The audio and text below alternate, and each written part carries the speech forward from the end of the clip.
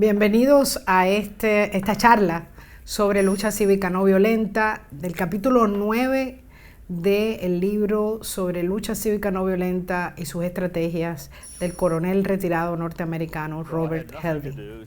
En este capítulo vamos a hablar sobre las perspectivas del pensamiento estratégico y Helby trae 4 pensadores que ejemplifican dentro de la historia universal un pensamiento importante que ha marcado la historia universal, y muchos de ellos no solamente fueron pensadores, sino también fueron actores, fueron protagonistas.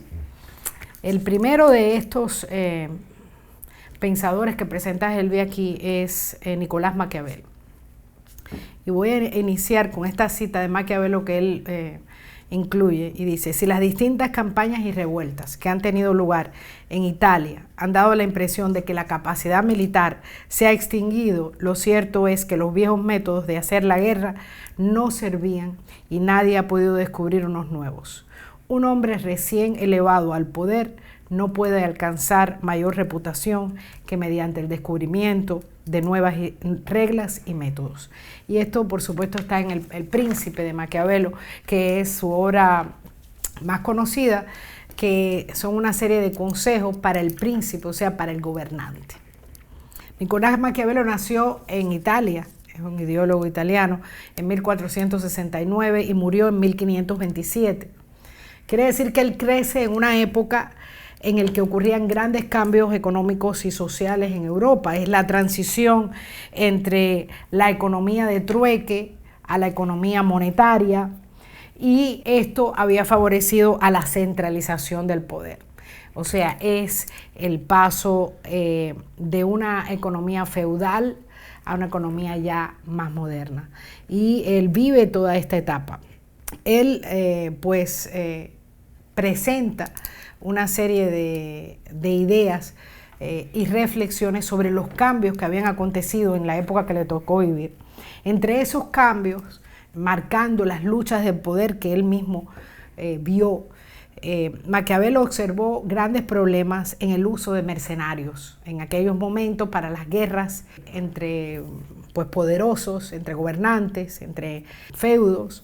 Se utilizaban a los mercenarios. Estos mercenarios eran gente pagada que no luchaban por convicción, no luchaban por un dios, no luchaban por un país, luchaban por el oro, por lo que les pagaban. Y esa falta de lealtad les restaba valor y les restaba posibilidades para lograr la victoria. Maquiavelo decía que se requerían nuevas formas de organización y tácticas para contrarrestar el uso de cañones, y que los soldados reclutados en las zonas rurales servirían mejor al gobernante y lucharían con más vigor que los mercenarios. Con frecuencia se cita a Maquiavelo ese consejo que él da en El Príncipe sobre la necesidad que tienen los gobernantes de matar a sus enemigos. Estamos hablando de los gobernantes despóticos, para evitar que estos se venguen a su vez de ellos. Sin embargo, Maquiavelo también llegó a conclusiones mucho más relevantes que pueden utilizarse en el mundo de hoy, en las sociedades más abiertas de hoy, donde decía que una vez que el gobernante estaba en el poder, la forma republicana de gobierno era la mejor. Maquiavelo descubre el vínculo entre la política y las condiciones sociales y económicas de su tiempo. Quiere decir que para que el gobierno pudiera conservarse en el poder, para que tuviera una gobernabilidad duradera, tenía que contar, además de la fuerza, o sea, del uso de la fuerza, de la coerción típica de estos gobiernos, tenía que utilizar un ejército de ciudadanos que apoyaran a ese gobernante, y que en ese esfuerzo tendría el gobierno que cumplir con controles y equilibrios que pudieran facilitarle gobernar, tener el poder político de una manera mejor. Quiere decir que Maquiavelo en aquella época ya estaba entendiendo que gobernar no era simplemente la imposición, el uso de la fuerza, la coerción, como se había utilizado hasta el momento, sino que para que realmente un gobierno fuera eficaz, fuera efectivo y duradero, tenía que buscar ese equilibrio, esa interacción y ese diálogo social, ese diálogo con los ciudadanos y con la sociedad. La cita que primero pues dimos y que pone Helvi al principio de este capítulo, sugiere que si lo que se está haciendo no está funcionando, seguir haciendo más de lo mismo no va a conducir al éxito. Y esto es importante, porque cuando se analiza estratégicamente una lucha, ya sea desde el punto de vista de los gobernados, o sea, del pueblo, de los ciudadanos, como desde el punto de vista del gobernante, hay que tomar en cuenta este tipo de reflexiones. Otra cosa importantísima que en tiempos de Maquiavelo fue fundamental en estas guerras intestinas fue el uso de la artillería. Esto cambió la manera en la que se hacía la guerra en aquellos tiempos. Hoy la tecnología se ha convertido en una de esas armas transformadoras de la manera en la que se gobierna, de la manera en la que se interactúa socialmente, de la manera en la que se pueden librar conflictos no violentos. La tecnología, el acceso a computadoras, celulares, el acceso a internet, los satélites, los programas encriptados, los medios de comunicación digitales son un arma de una importancia enorme en este momento para la lucha no violenta. Y vamos a recordar qué fue lo que ocurrió el 11 de julio del 2021 en Cuba, como una protesta que inició en un municipio occidental de Cuba se regó por toda la isla simplemente porque en los medios sociales algunas de las personas que estaban en esa protesta comenzaron a subir pequeños videos, fotos y comentarios sobre lo que estaba ocurriendo en San Antonio. Y así se regó por toda Cuba. La gente estaba conectada, la gente utilizó la tecnología para convocarse y esto logró una de las protestas más grandes, si no la más grande que ha habido en la historia de este régimen que existe en Cuba desde 1959. El pueblo en masa salió a la calle en diferentes ciudades y municipios y pueblos del país para caminar de forma no violenta y cívica hacia las instancias del gobierno y exigir libertad, exigir un cambio de gobierno. Esto, por supuesto, fue manipulado por el régimen. No había una preparación estratégica por parte del pueblo porque esto fue una protesta completamente espontánea y el régimen pudo desviar en muchos casos la intensidad de la protesta, desviarla, convertirla en una protesta violenta de ataque a las tiendas para desvirtuar el objetivo inicial, la intención inicial que en todos los lugares donde se da era ir a reclamar de forma cívica, en una marcha cívica por las calles de las ciudades de Cuba, libertad y un cambio. Esto nos da una idea del poder de la tecnología, cómo la tecnología puede ser utilizada de una manera muy eficaz en las luchas cívicas no violentas. No solamente este ejemplo en Cuba es importante, hay ejemplos en otros lugares donde han habido revoluciones no violentas, en Egipto, por ejemplo, que se han convocado a través de los medios digitales.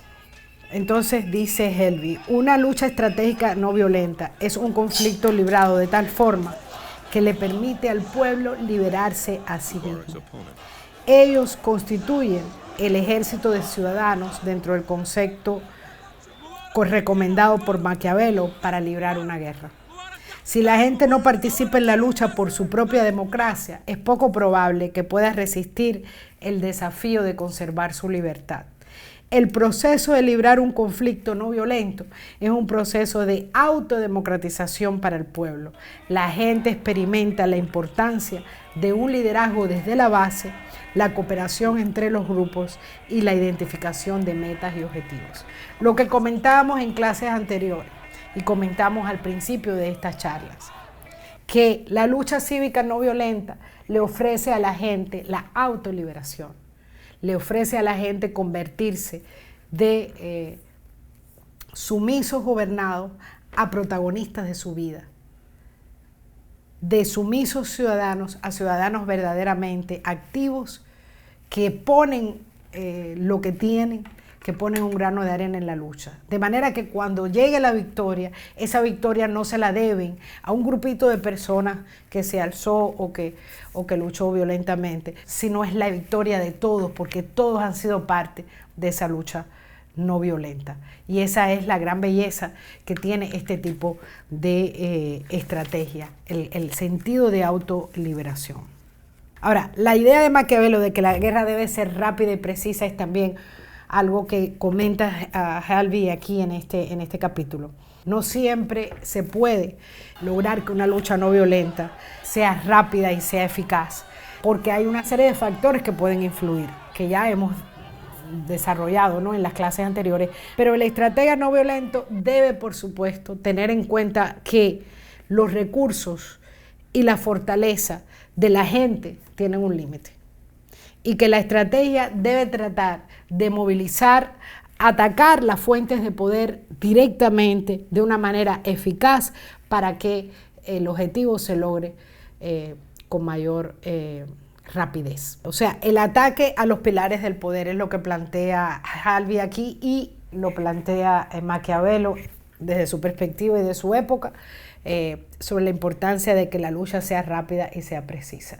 Los cubanos en este largo devenir de lucha cívica no violenta contra el régimen totalitario que existe hoy por hoy en la isla han caminado por diferentes senderos, han podido lograr cosas de una importancia enorme, como lo que logró Osvaldo Payá Sardiñas con el proyecto Varela, como el logro de tener coaliciones importantes y fortalecidas en las diferentes regiones del país, en lograr articular un movimiento verdaderamente nacional de lucha cívica no violenta, pero no un movimiento centralizado, sino un movimiento completamente descentralizado y pluralista.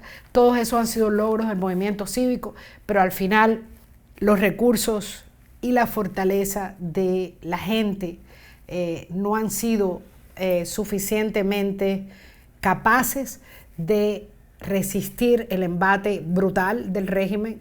Como sabemos, el régimen no solamente reprime indirectamente a la población, sino que la reprime directamente, y ya vemos cómo Osvaldo Payá Sardiñas es una de las víctimas de ese régimen. Fue asesinado el 22 de julio del 2012 en lo que el régimen llamó un accidente de tránsito, de tráfico, pero que realmente, y de acuerdo a los propios testigos, fue un asesinato político, fue una ejecución extrajudicial contra él y contra su compañero Harold Cepero.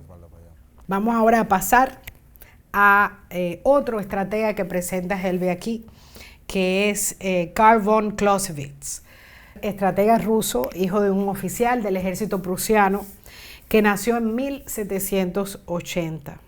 Clausewitz se desarrolló como maestro de la teoría práctica de la guerra. Fue jefe de la Escuela de Guerra Prusiana hasta poco antes de su muerte por cólera en 1831. En ese periodo ya de enfermedad, él escribió su tratado sobre la guerra, que es una valoración filosófica, un compendio en el cual Clausewitz reflexiona sobre lo que significó la Revolución Francesa, sobre lo que significó Napoleón y sobre lo que significó la acción de Napoleón dentro de lo que es una filosofía de la guerra moderna, ¿verdad? Él habla de que la guerra es un acto de violencia llevado a los límites de lo posible. Y en lugar de proveer orientación sobre cómo dirigir la guerra, Clausewitz proporciona ideas sobre la forma de pensar en ella. O sea, él no es solamente un estratega, no es un pensador pragmático, es también un filósofo de la guerra. O sea, él va más allá, cómo pensar dentro de la guerra. Y señalaba que la gran estrategia, la cual incluía la orientación diplomática, la económica y la política, es en última instancia responsabilidad del liderazgo político. Y señalaba que para dirigir una guerra eficaz hay que tomar en cuenta todos estos factores. Es la manera en la que uno se percibe a sí mismo dentro de la guerra y la manera en la que uno percibe el camino de la victoria. Así como Clausewitz y Maquiavelo observaron los cambios que se habían producido en la naturaleza y en la conducción de la guerra en sus tiempos, comprender y apreciar los cambios importantes que influyen en el desarrollo de este tipo de conflictos fue fundamental para ellos. Probablemente los factores que afectan a los conflictos estratégicos han sido los avances en la ciencia y en la tecnología. Ahí está la coyuntura que marca estas diferentes etapas en la historia de los conflictos armados en el mundo. A medida que los gobiernos se centralizan más, pueden ejercer más control sobre sus pueblos a través de leyes restrictivas, mediante una mayor vigilancia y a través de fuerzas policiales más eficientes. Y en menor grado hemos sido testigos de, dice Halvey, el crecimiento y eficacia de las presiones en contra de los gobiernos por parte de organizaciones no gubernamentales e instituciones, así como gobiernos y corporaciones multinacionales. En la lucha cívica no violenta es un factor fundamental que juega y ha jugado un papel, lo jugó en el conflicto de África del Sur, en otros conflictos, lo jugó en los conflictos del comunismo de Europa del Este. El apoyo internacional, la solidaridad de organizaciones internacionales e instituciones internacionales en cuanto al apoyo a las fuerzas libertarias, a las fuerzas de lucha cívica no violenta dentro de los diferentes países, y cómo ese apoyo, ese respaldo hizo crecer los movimientos internos. No ha sido de la misma manera en China, donde permanece el mismo régimen comunista, ni ha sido de la misma manera en Cuba o Corea del Norte. Pero la comunidad internacional definitivamente tiene un papel importante a jugar en cualquier esfuerzo de lucha cívica no violenta y de liberación nacional. Clausewitz proporciona al lector una valoración filosófica de la guerra y las consideraciones que deberían ser de interés y valor para aquellos que libran un conflicto no violento. Aquí hay una cita de él, dice: el objetivo político es la meta. La guerra es el medio para alcanzarla y los medios nunca pueden considerarse aisladamente de su propósito. Y recordemos lo que decía Maquiavelo, que el fin justifica los medios, ¿verdad? En este caso, lo que está diciendo Clausewitz es lo contrario. El fin no justifica los medios, pero sí está intrínsecamente vinculado a los medios que se utilicen. Dice Halvey, los objetivos de los conflictos no violentos generalmente incluyen la libertad y la democracia, el respeto a los derechos humanos y el Estado de Derecho como objetivos de su lucha. Por lo tanto, los medios y fines no solo son compatibles, sino que se refuerzan mutuamente. El terrorismo, que tiene como propósito infundir miedo entre la población, es incompatible como medio para lograr la democracia, ya que no promueve esta ni valores algunos favorables para la sociedad civil. Y esto es importante, porque Cuba ha vivido una guerra civil durante más de 70 años. Primero la dictadura de Batista, que rompió la constitucionalidad del país, y luego la dictadura totalitaria de la familia Castro. Hemos vivido un continuum de tiranía y muchas veces se ha pensado que pues, la lucha violenta podría, y con mucha razón, porque los pueblos tiranizados, los pueblos bajo una tiranía tienen el derecho de rebelarse de la manera que entiendan contra ese poder tiránico, pero era la forma que conocíamos, la forma en la que se luchó contra la dictadura de Batista, que es la lucha violenta. Sin embargo, el devenir histórico nos ha demostrado que frente a este tipo de tiranías totalitarias, comunistas, hay que luchar de una manera mucho más eficaz a través de la lucha cívica no violenta. La cosa es cómo se coordinan esos esfuerzos, cómo se coordina ese deseo, esa intención de lucha de una manera estratégica y cómo se identifican cuáles son las fuentes del poder totalitario que pues aqueja al país. Hay una serie de ideas que Halby extrae del pensamiento de Clausewitz que voy a compartir con ustedes. Por ejemplo, la idea de la importancia de la planificación. Dice, las tácticas constituyen la teoría del uso de fuerzas armadas en batalla. La estrategia constituye la teoría de usar la batalla para los propósitos de la guerra. Las tácticas constituyen la teoría del uso de las fuerzas armadas. Quiere decir, las tácticas es cómo se va a usar de forma pragmática las fuerzas que se tienen, ¿no? La estrategia es lo global. Es la teoría de usar la batalla para el objetivo final, el propósito final de la guerra. La estrategia determina qué combates se librarán. La idea de que la estrategia no violenta es el resultado de acciones no violentas que ya se han dado refleja el desconocimiento del pensamiento estratégico.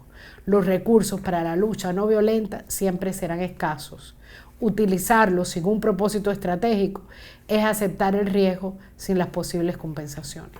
De manera que esto es importante para aquellos que están luchando dentro de Cuba y lo hacen de esta forma cívica y no violenta.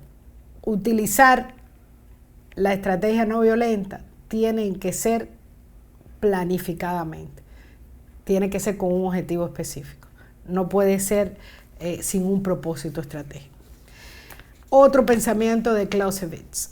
La estrategia, sin embargo, no es nada sin la batalla, porque la batalla es la materia prima con la que trabaja, los medios que utiliza. Quiere decir que si la materia prima para la estrategia es la batalla, entonces la materia prima para la lucha no violenta es la gente organizada, entrenada y dirigida inteligentemente. Recordemos que Clausewitz es un militar y está hablando de estrategia militar. Sin embargo, es reconocido como un filósofo de la guerra, como un pensador, un estratega militar. La guerra es un acto de fuerza para obligar a nuestro enemigo a hacer nuestra voluntad. Ese es otro pensamiento de Clausewitz que Halby comparte con nosotros. Dice, una estrategia bien diseñada, con planes de contingencia y líderes a nivel de base entrenados, constituye una fuerza poderosa que elimina las fuentes de poder requeridas para la existencia continuada de un régimen. A veces los movimientos de lucha no violenta buscan la negociación con el contrario como el objetivo de la lucha. Y esto podría ser un error estratégico por varias razones, incluyendo el hecho de que las negociaciones pueden no determinar una victoria decisiva. Las negociaciones deben ser vistas como posibles medios, pero no como el fin. Además, muchas veces la negociación, cuando es vista como un fin, carece de un plan o de una visión de futuro. Esa es una. Dos, si tú no tienes suficiente poder, si tú no has generado suficiente poder, cuando vas a negociar estás débil. Solamente se puede ir a negociar, uno, si tienes una visión clara y planificada del futuro, y dos, si tienes la suficiente fuerza como para que ese régimen al que te enfrentas pueda ser desafiado. Dice Halby, un movimiento no violento perderá su impulso si a la gente se le pide parar las operaciones ofensivas para apoyar negociaciones. Esto es muy importante. Hay ejemplos interesantísimos. Cuando las damas de blanco en su apogeo, estas mujeres, madres, hermanas, esposas de los presos políticos se encontraban en las calles haciendo marchas pacíficas con lirios en las manos, el régimen no quería que ellas salieran, el régimen no quería que ellas caminaran y trató de convencer a algunas personas para que estas damas de blanco pues dejaran de salir a las calles y trataran de, con la iglesia de intermediario, con la iglesia católica de intermediario, pues negociar. La decisión de Laura Pollán de no salir de las calles, de mantenerse en las calles hasta que no fueran liberados los presos, no solamente le subió la parada, no solamente fue al próximo nivel, sino que ella sabía que no podía pedirle a su gente, que ya estaba intensamente involucrada en esta lucha, que se estaban viendo ciertos avances en la presión que ellas estaban generando de forma cívica y no violenta en las calles para la libertad de los presos. Ella no podía parar eso. Cualquier cosa que pare este tipo de impulso renovador va a ir en detrimento del movimiento, y normalmente esas negociaciones no van a llegar a nada. Es importante que volvamos sobre el concepto del poder. El poder como la capacidad de actuar. Si tú no tienes suficiente capacidad de actuar, entonces tienes menos poder. ¿Por qué el régimen tuvo que asesinar al final a Laura Pollán? Precisamente porque ella logró motivar y convocar un número crítico de personas y logró actuar en el escenario público del país, en las calles de Cuba, logró articular una estrategia cívica no violenta que era muy difícil para el régimen de enfrentar. El último, vamos a decir, pensamiento que comparte Helvi sobre Clausewitz es el siguiente. Dice, mientras menor sea la penalización que exijas de tu oponente, menos puedes esperar que él trate de negártelo. Al ser menor su esfuerzo, menor será el tuyo. Por otra parte, cuanto más modesto tu propio objetivo político, menos importancia le darás y te costará menos hacerlo a un lado si fuera necesario. Quiere decir que las demandas sobre cualquier contrario deben ser coherentes con la capacidad de imponer ese cambio. En vez de la probabilidad de fracasar para alcanzar las principales exigencias, una mejor estrategia es seleccionar asuntos de menor importancia que tengan alta probabilidad de éxito. Ganar pequeñas batallas. Cuando los prisioneros políticos se declaran en huelga de hambre, es importante que entiendan que, claro, ellos están presos y este es un arma, la única arma que tienen. Pero deben pedir cosas que sean logrables, deben pedir cosas que no sea voy a estar en huelga de hambre hasta que Cuba sea libre. No puedes pedir eso, porque al final vas a tener que deponer la huelga o morirte. Que los presos de la prisión X tengan derecho a tomar el sol todos los días. Que se les brinde una mejor alimentación a la población penal. Que se permitan las visitas y la atención religiosa a los presos políticos en X prisión. Eso es lo que han logrado los prisioneros políticos a través de toda la historia de este régimen totalitario en Cuba. Lograr ganar diferentes batallas a través del uso de la huelga de hambre. Es un tipo de intervención psicológica. Utilizar la huelga de hambre para presionar al régimen, pero no se puede utilizar de una manera ilógica y no pragmática. Y eso es lo que presenta Clausewitz en esta idea, ¿verdad? Helvi hace un comentario que tiene que ver con lo ocurrido en 1989 en la plaza de Tiananmen en China, y dice, con respecto a este principio básico de saber cuándo proclamar una victoria, un argumento podría ser que en 1989 los estudiantes de la plaza de Tiananmen debieron haber declarado la victoria y haberse dispersado antes de que el ejército atacara con tanques e infantería. En lugar de consolidar una victoria parcial pero significativa, el movimiento sufrió una derrota, perdiendo mucho de lo que había ganado en las semanas precedentes.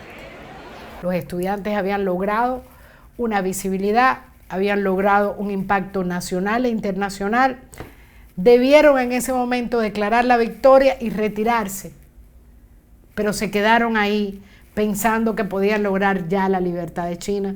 Vino el ejército y los aplastó. Estratégicamente fallaron en esa decisión de permanecer allí en la plaza de Tiananmen. Bien, amigos, pues terminamos aquí esta primera parte de este capítulo 9. En la próxima charla vamos a hablar de otros dos importantes pensadores estratégicos para culminar este capítulo tan interesante.